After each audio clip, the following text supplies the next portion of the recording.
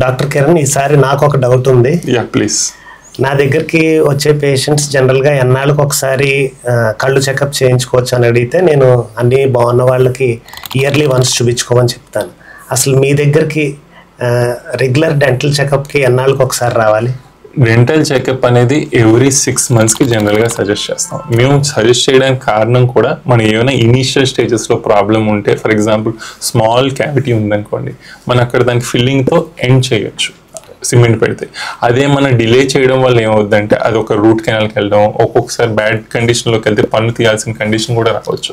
So ఎప్పుడైతే 6 monthsకి preliminary check చేస్తున్నామో ఇనీషియల్గా ఉన్న ప్రాబ్లమ్స్ సాల్వ్ చేయొచ్చు. ఒకవేళ డాక్టర్ గారు చూసారు మీకు ఏం లేదనుకోండి, వెల్ గుడ్, అంతా బాగుంది, కమ్ అగైన్ ఆఫ్టర్ 6 months అంటాం.